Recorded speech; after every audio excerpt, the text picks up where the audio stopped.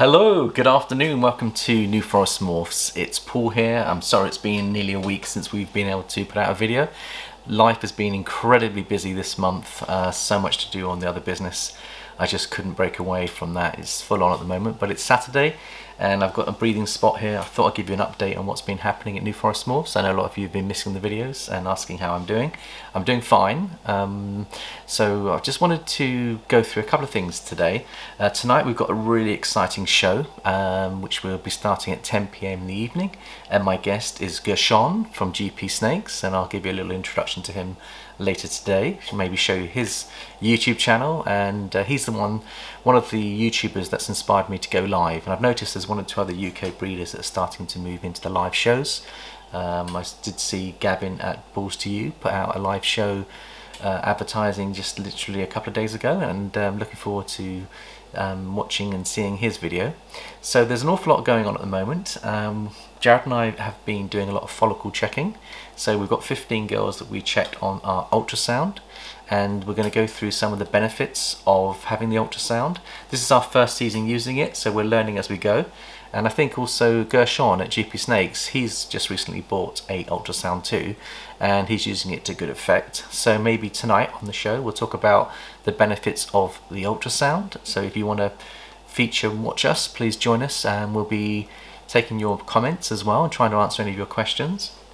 Thank you everyone for last week's support. We had quite a few people join us on our live chat last week with Adam, and he's got a channel and a business called Proper Royals. So I'd like to thank Adam for gently breaking me in on my first live show, and it was great. And I think my family got behind me as well, and they helped me with the technology. So fingers crossed our second one this evening will go well too.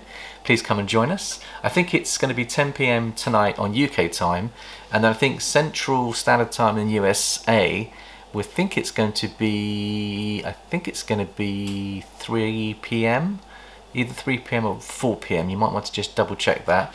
And I think if you're living on the other side of the coast, which is the Eastern Standard Time, I think you're going to be looking at about 2 hours later than that. I'm just going to double check that. So I think it's 3 PM CST, and it will be either 4 or 5 PM EST. But please do check. And what I'll do is I'll send out a link to our subscribers on the channel, and then that will give you your time. If you follow that link, maybe set a reminder, then you'll get a reminder as to when we go live. So that's going to be super exciting.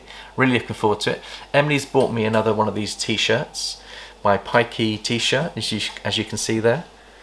I do like my pike fishing. I know quite a few people out there do enjoy their fishing. But yes, we're getting back into salmon fishing next month. So on my other channel, which is in my name, Paul Greenacre, we are putting out lots of videos on salmon fishing and other fishing. If you want to join us on that, that'd be great. So we're going to have a look at those 15 girls. We're also going to give you an update on the Desert Ghost clutch. We had 10 Desert Ghosts, het Desert Ghosts from our Enchi Desert Ghost boy.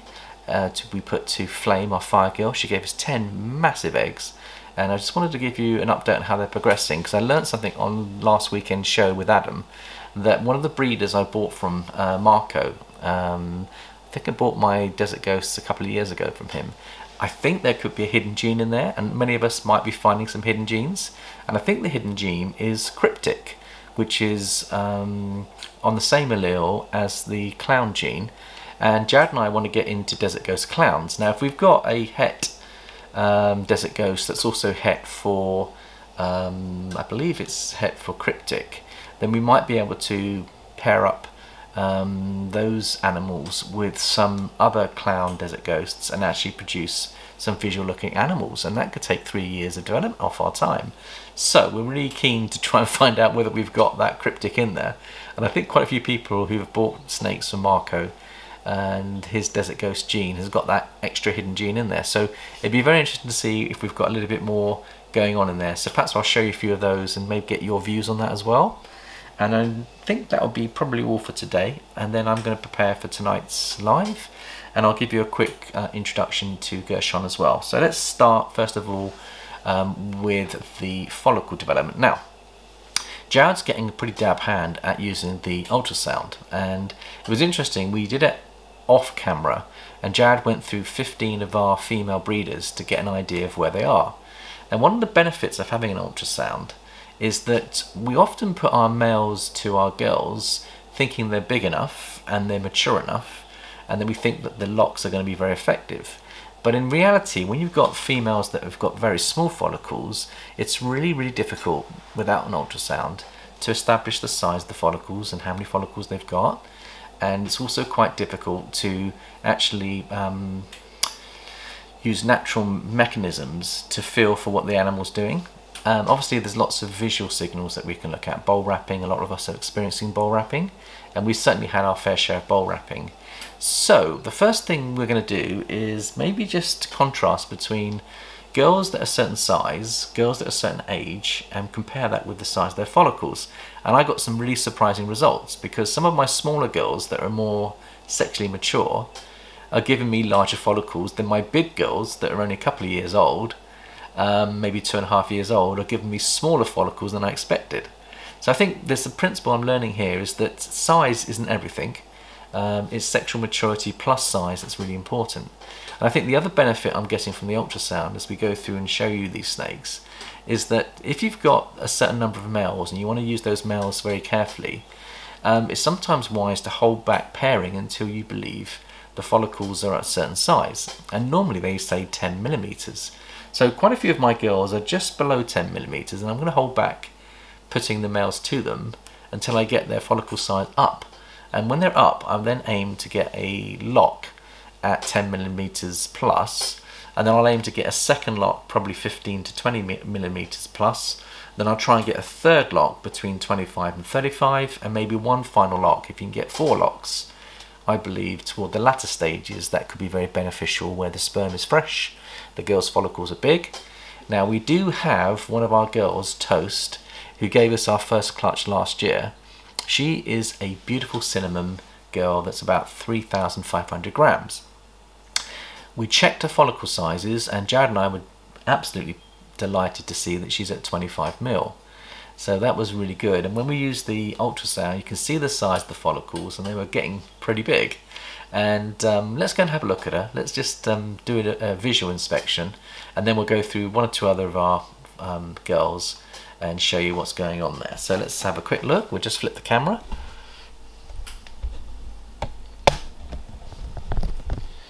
Okay, so here's Toast. Now she's got 2 tags on her. The yellow tag is normally used for breeding, but I've just put yellow tags on today's video so I can highlight the snakes I want to show you. So this is a 3,500 gram girl. The black tag means that she was offered food but refused. Now there she is. You can see how chunky she is. 3,500 kilograms. And she's beautiful. She gave us 10 eggs last year, and she gave us our first clutch. So that also teaches us that often girls that are in good condition that want to give you eggs every year, they often go at the same time. And this one's likely to go in a couple of months. So I think last year she gave us a clutch the end of March. And so we'd hope that she'll give us a similar clutch the end of March this year, which is only a couple of months away.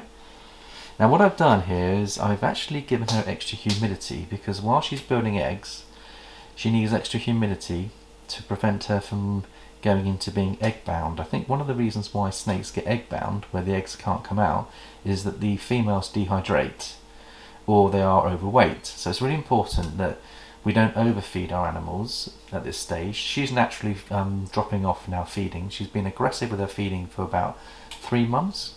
She's been in great condition. She's had 2 locks with our beautiful Mojave Ultramale boy, and that's his first time breeder. So we might have a backup male going in later, because he's a brand new breeder. Even though we know he's producing sperm, there's no guarantee that he's going to do the job. So we may end up putting in another backup male as part of the process of producing a healthy clutch. We might get lucky and have a dual sire clutch where we get the Mojave Ultramales in the cinnamon, and we might get some other male separate to the Ultramale to see whether we can get maybe 5 eggs of one male and 5 of another. So if you've got a big clutch, it's quite a clever way of getting a 2 sets of different combos by using 2 sires, and I've seen that recently. I think there's 1 or 2 breeders I'm connected with that have taught me that principle, so we might try that this year, particularly girls that give you big clutches. There she is. She's absolutely beautiful, and she's just popping out to say hello. And see how she was very inquisitive? So there we go. So there's Toast. She's got 25 mil, and we can count the eggs with the ultrasound. Another benefit. I believe she's got 10 eggs. Jared and I went through, and she's got a similar number of eggs that she had last year. So that's Toast. So the next girl I was going to show you, which surprised us, was one of Jared's favourite girls, and her name is Peaches, and we've not put a male to her yet because we thought she was undersized. Now she weighs 1500 grams. Now interestingly enough, she is a Calico Enchi Pastel, absolutely beautiful, and I would like to get that into clown because I've just recently seen a friend of mine, Anton at DPR Cold Blooded, has just produced an amazing clown using Super Orange Dream and Calico and Fire, and that thing is popping. Many of you may have seen it, but this girl here is 1500 grams, and I'll just show you what she's looking like. So she does look like she's not big enough to go, because we like them to be between 1800 and 2 kilograms, but her follicle sizes, because she's over 3 years old, she's been a much more slower feeder, her follicle size are actually quite big. I think when we measured them, I've got my list of follicle sizes over here. Let me just check my list. So I've got Peaches is coming in at 13 mil, and she's 3 years old, and that's absolutely incredible. So let's compare that with Isa. So Isa is 2 years old, and she is 2.2 kilograms, and her follicles are smaller than Peaches. And so let's just have a little look and see how she's doing. There she is. Isn't that just lovely? So she's about 2 kilograms, and her follicle size is coming in at 10 mil. So she's 3 mil smaller than Peaches, and she is nearly a year younger. So it's just going to show how sexual maturity as well as size are very, very important. So the next one we had a look at was Mango, talking on the theme of sexual maturity. Now Mango is our pastel clown. Now she is 2.5 kilograms. She's 2.5 years of age, so she's still quite young, first time mum. Her follicles are at 10 mil. She's had 3 locks. There she is. You can see she's just going into shed, so I've given her a little bit of extra moisture to help her shed out. We won't disturb her, but she's got 10 mil follicles. Now it's only beginning of January, mid-January, so a lot of us are going to be experiencing similar conditions, early days. The breeding season can go all year round depending on how you structure your snakes and your breeding. So she's at 10 mil, which is pretty good for a first time mum that's only 2.5 years of age.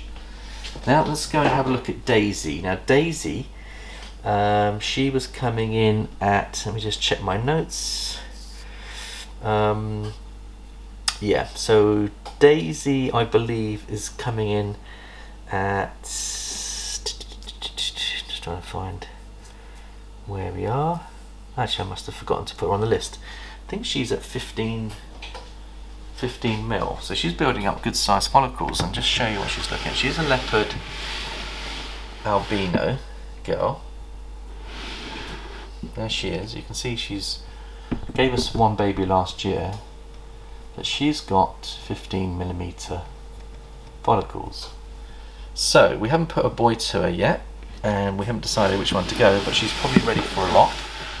Jared and I will probably start locking with her. So she surprised us that she was as big as she was. And then we've got Colossus. Now this is a 4 kilogram girl. She didn't go for us last year, but let's just have a little look at her. She is about 4.5 kilograms, and she's got lots of eggs in there. I think she's got 12. And she is 10 mil. And again, we haven't put a male to her yet, but she's ready for a male. So there's Colossus. She's het for ultra male, so we may end up putting an ultra male to her, Mojave ultra male, to produce some more Mojave ultra males. So the next one I'm going to show you is Ray. Now Ray is a Yellowbelly Pine girl. She's packing on weight, and you can see how beautiful she is. There she is, and you would think she's big enough to breed. We haven't bred with her yet. She's in immaculate condition, and she is showing follicle sizes of, just get my notes, believe it or not, only 5.7 mil. So her eggs are very, very small. But that makes sense to me because she goes very late in the season, normally in August time. So I think a lot of these girls, when they go every year or every 2 years, they keep to their cycle within about a month or so, and therefore you're going to get different follicle sizes over the years. And some girls that look big will be smaller than others because they're just going to go later in the year. So that means I should hold back using my male until her follicles are up to 10. And I wouldn't have known that without the ultrasound. So this is the value of actually having the ultrasound.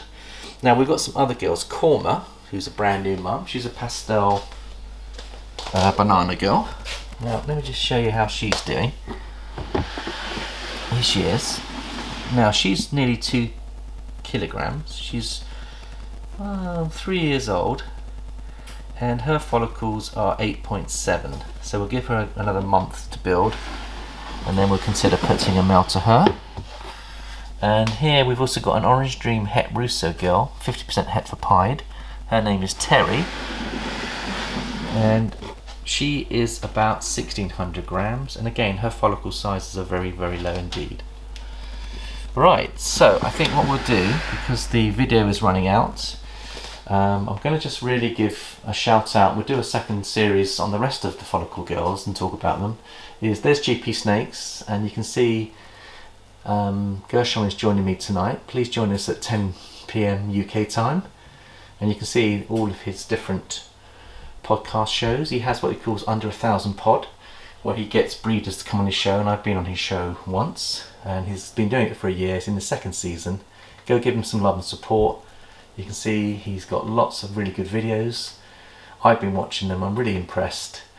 Thank you so much for your support and love, and we shall hopefully see you tonight at 10, and have a great week. So it's goodbye from me and goodbye from New Forest Morphs. Catch you later.